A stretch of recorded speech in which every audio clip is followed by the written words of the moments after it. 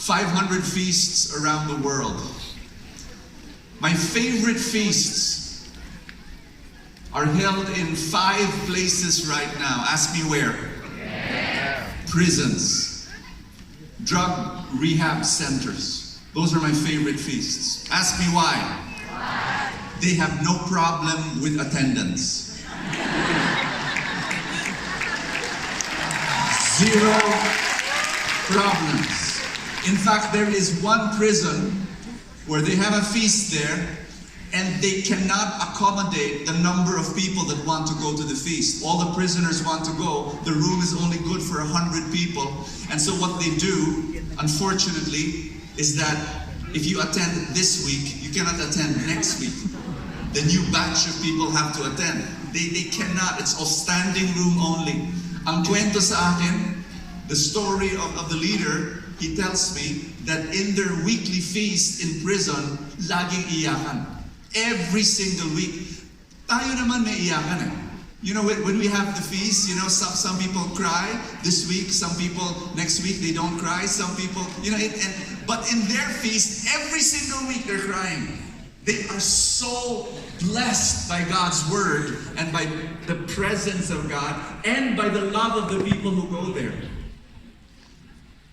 I want you to know, hashtag, we get to do this.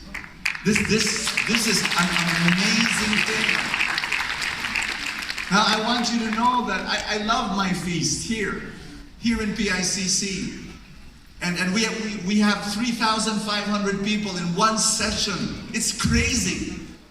But I want you to know that my favorite feasts are those small ones.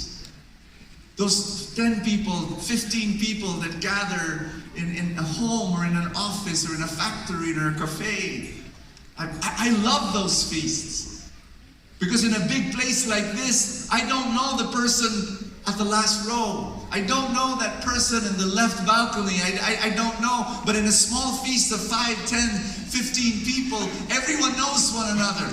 Everyone knows that may problema yung isang tao sa kanyang misis, yung isa may problema sa kanyang mother-in-law, yung isa kulang ng pera lagi, yung isa, you know, and we know each other and we love each other.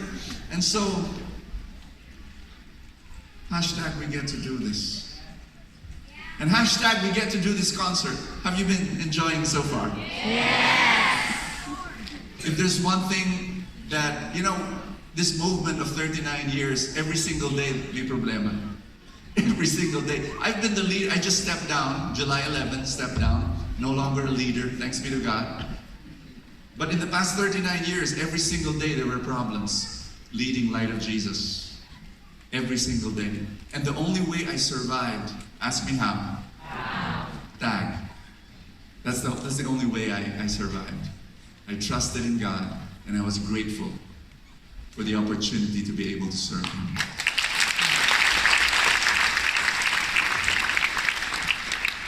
And I want you, my dear friends, I know that I was volunteering to do a dance act, but ayaw nila, so talk na lang, bro, talk. Sige. May dance moves pa naman ako.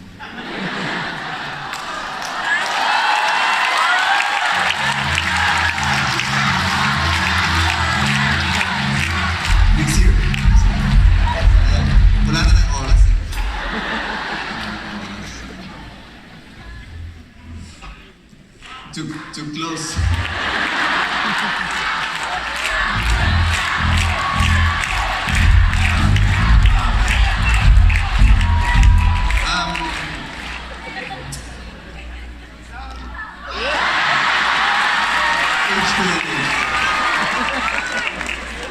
There was this guy, I was in a restaurant, I was eating a meal, I was alone, enjoying my time, and there was this guy who came up to me, middle-aged guy, and he said, "Brother Bo, I watch your show." And I said, "Oh, thank you. And then he said, can I tell you my story? And I want you to pray for me." I said, "Sure, sit down." So, umupo siya. Tapos sinabi niya yung kwento niya. When I was young, Brother Bo, I had a dream to live in a mansion and to drive a Porsche. Live in a mansion and drive a Porsche. And every single day, I pursued that dream. I I want you to know, Brother Bo, I reached it.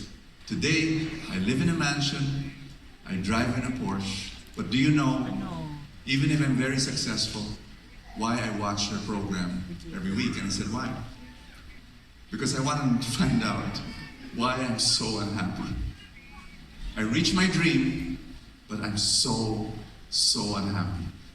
And then he told me, difficult to tell, pero at the end of our conversation, nasabi rin niya. His wife left him a few years ago. After that, his children left him. And he's now living alone in this huge mansion. I prayed for him. And after praying, with tears in his eyes, I said, you made a mistake when you were young. Your dreams were too small. Ang liit ng pangarap.